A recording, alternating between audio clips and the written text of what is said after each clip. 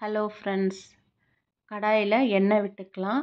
எண்ணெய் சூடானதும் நம்ம வெங்காயம் தக்காளியை அதில் போட்டு நல்லா வதக்கிக்கலாம். ஈக்குவல் அமௌண்ட் 2 மீடியம் சைஸ் வெங்காயம், பெரிய வெங்காயம், 2 மீடியம் சைஸ் தக்காளி எடுத்து கட் பண்ணி வச்சுருக்கேன். நல்லா வதக்கிக்கலாம்.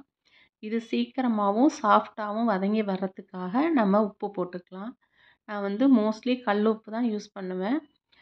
கல்லுப்பு இல்லாத சமயத்தில் பவுடர் சால்ட்டும் யூஸ் பண்ணிக்குவேன்.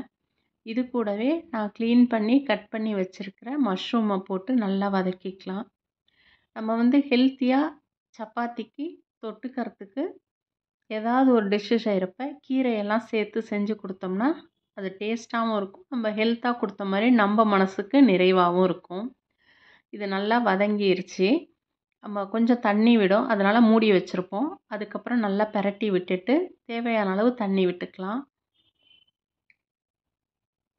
இது வேகிறதுக்கும் சீக்கிரமே வந்துடும், வெந்து வந்துடும்.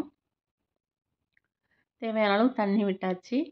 இப்போ இது கூட மிளகாத்தூள், தனியாத்தூள், மஞ்சத்தூள், ஜீரகத்தூள், கொஞ்சமாக பெருங்காயம் போட்டுட்டு எல்லாமே நல்லா கொதித்து ஒரு 3/4 வேக்காடு வர்ற வரைக்கும் வெயிட் பண்ணிவிட்டு நம்ம அதுக்கப்புறம் கழுவி வச்சுருக்கேன். இன்றைக்கி நான் முளைக்கீரை யூஸ் பண்ணியிருக்கேன். அரைக்கீரையும் போடலாம், சிறுகீரையும் போடலாம்.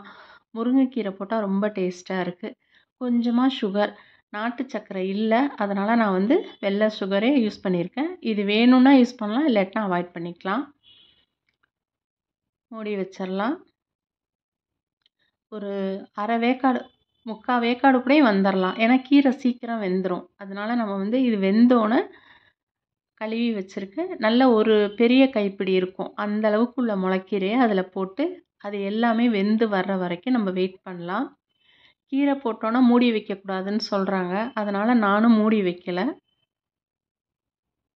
எல்லாமே நல்லா வெந்து நம்மளுக்கு எந்த கன்சிஸ்டன்சி தேவையோ அந்த அளவுக்கு நம்ம அதை குக் பண்ணிக்கலாம். இது சப்பாத்திக்கு ரொம்ப நல்லா இருக்குது. ரசம் சாதத்துக்கு, இந்த ஜீரா ரைஸ், இது மாதிரி சப்புன்னு காரமே இல்லாத ரைஸ்க்கெலாம் இது ரொம்ப டேஸ்ட்டாக இருக்குது. அவ்வளோதான், ரொம்ப சிம்பிளாக பண்ணிடலாம். சப்பாத்திக்கு ரொம்ப நல்லாயிருக்கு. அன்னைக்கு நாங்கள் சப்பாத்திக்கு தான் இதை யூஸ் பண்ணியிருந்தோம். தேங்க்யூ.